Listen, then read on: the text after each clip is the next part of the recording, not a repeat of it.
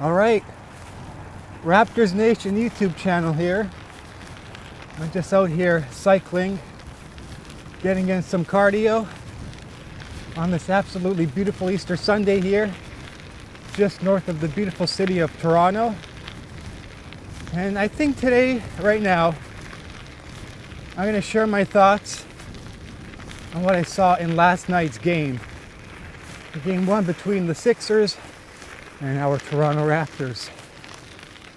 All right, so within the first 8 seconds of the ball game, well, first I should start off with jumping center. You got Scotty Barnes against, I'm gonna have to say, dirty player Joel Embiid. I don't think Scotty even jumps, so the Sixers win the tip. I think Maxey gets the ball top of the three-point line. First 8 seconds, Freddie VanVleet's called for a reach-in foul. So within the first 8 seconds of the ball game, that very first whistle basically dictated how the course of the game was going to go. Now, I think it was just less than a minute later, after Freddie picked up his first early foul within the first 8 seconds. Let's say about a minute later, I don't know, around the 11-minute mark, 10:45 mark, something like that in the opening quarter, Freddie VanVleet picks up a second foul, this time on Joel Embiid in the post. So right off the bat, 2 early fouls. You know, that's kind of how the game went for most of the night. You know, Maxey lit up the Raptors all night long from the three-point line.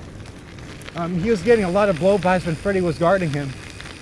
Let me tell you, I read some comments in the comment section that maybe Nick Nurse should throw in Delano Banton, put some more length on somebody like Maxey. You know, maybe he can disrupt them a little bit with his length. Maybe you throw a double at him. So where are we now? Let's jump right into, actually, hang on a sec. In the second quarter there, I think Scotty Barnes went up for a defensive rebound, and Joel Embiid comes down, gives Scotty a nice slap on the face, followed by a little shove. And what is it? The medical staff of the Raptors right away pulls Scotty to the bench, checking him out, making sure, you know, he hasn't had a concussion, make sure you can see through both eyes because that was quite the hit. So the referees go to review that play. They call a flagrant one foul on Embiid. So Scotty, I think, knocks down the 2 free throws. Raptors retain possession of the basketball. Now I'm not going to go through the entire game here because we just don't have the time for that. So let's jump into the second half of the game. Maxey's pulling up from like half court, just draining 3 balls, which he will not withstand that. I'm telling you right now, in game 2 tomorrow, Monday, it's going to be a different game plan. I can guarantee you that. They're not going to let Maxey beat us. You know, dropping in 38, 40 points a night. He just cannot. I don't think he can put those numbers up consistently. So in that third quarter, let's just jump right to the play where, you know, Scotty B rolls his ankle. Our golden child, the rookie of the year, by far, bar none. I think he dives for a loose ball or something like that. And then I believe it's his right ankle, he steps right on someone's foot. I think it was Embiid's foot, followed by Embiid just putting all of that extra pressure right on the ankle of Scotty Barnes. And right then and there we knew that something wasn't right. Of course, you know, having a 7'1" guy, probably north of 300 pounds, coming right down on your foot there is not pretty. It's not good news. So some players, I think it was Banton and the big cat McGlure, helped Scotty off the floor because he did not put any weight on that right foot of his. So they carried him back into the locker room. And after that, you know, I think the Raptors went on a little bit of a run. They cut the lead down to 12 or 13 points. But after that, shortly after that, Fred VanVleet fouls out of the ball game. Chris Boucher fouls out of the ball game. The whistle last night was definitely for sure going into Philly's favor. Now, it was just an ugly game all around. Raptors lost like 131, 115, something like that. So this morning I woke up and on my phone I got a whole bunch of notifications. So Scotty Barnes, his right sprained ankle, that's what they're calling it, is a right sprained ankle. His x-rays cleared negative, and this morning he also had an MRI on his right ankle, and that also went negative. So I'm almost certain that, I didn't even mention earlier, Thaddeus Young also left the game. I think he sprained his left thumb, and he's a left-handed shooter, so that's not good news. And also, something was off about Gary Trent Jr. too last night. So I believe he was pulled out of the ball game. Also this morning, Raptors shoot-around / practice, Nick Nurse spoke to the Legacy Sports media, telling them that Gary Trent Jr., Thaddeus Young, and Scotty Barnes will not attend game number 2 in Philadelphia come Monday evening. So that is a humongous blow to this team, but I don't even know what their starting five is going to look like. I mean, they really should have brought in a legitimate center in the offseason or at the trade deadline. As great as Thad Young is, he's not a 7-footer. Cute little dog right here, very small. But Thad Young, he's not a 7-footer. Ken Birch, he's a little bit bigger, he's a little bit taller, obviously, than Thad Young, 6'10", 6'11". But if the Raptors have any chance in this series, they really they need to contain Embiid, keep him off of the free throw line. I think he shot like 5 for 15 in the game. The majority of his points came from the free throw line. I mean, you see him every time he touches the ball, he's in the paint. He's swinging his elbows and arms all over the place. So yeah, game number 2 on Monday, which is tomorrow, 7:30 Eastern time, I believe. Raptors and Sixers.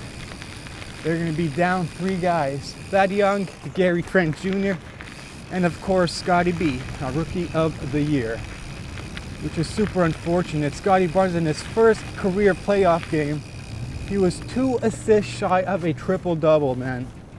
Jeez.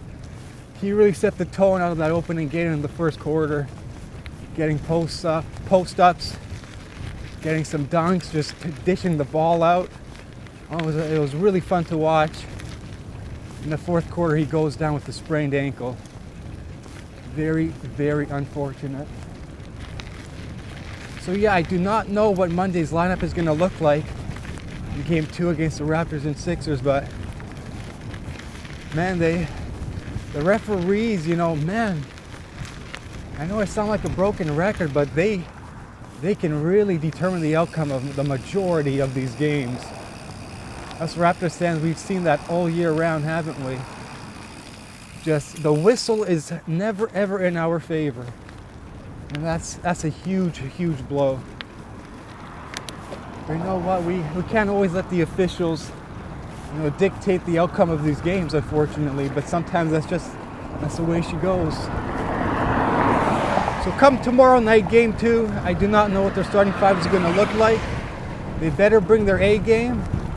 I hope it's a different crew of refs, because last night, guys, those referees were absolutely horrendous. I mean, oh my goodness, the first 8 seconds of the game, we all knew how the game was going to go after that first early foul on Freddie was picked up. Yeah, game 2, keep Embiid up the free throw line, contain Maxey. At this point, folks, I do not see James Harden as a threat whatsoever. He doesn't play defense. He's usually the second or third last guy up and down the floor. He doesn't have that pep in his step in his game no more. I'm sure many fans around the league have noticed that.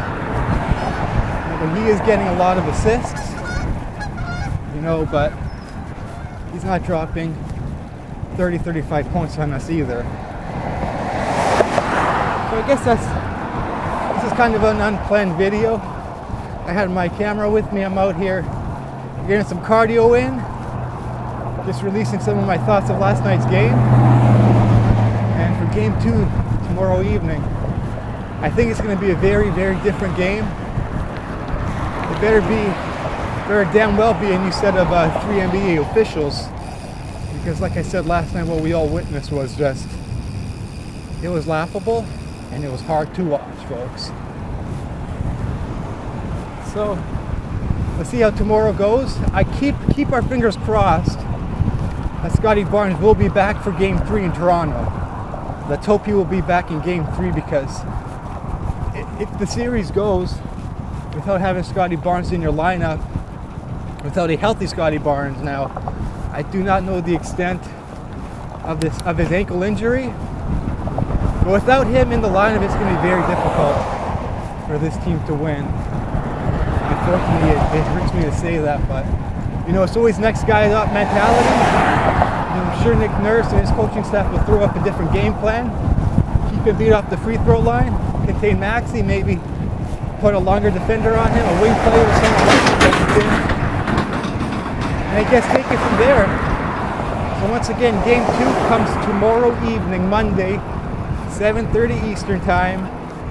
The Raptors will be without 2 of their starting 5s. They will be without Scottie Barnes. They will be without Gary Trent Jr., according to Nick Nurse, when he spoke to the Legacy Sports media this afternoon. So I'm quite excited to see how the game goes. Let's go Raptors. Let's get game 2. Let's come back home to Toronto, baby, tied up 1 game apiece. Let's get it!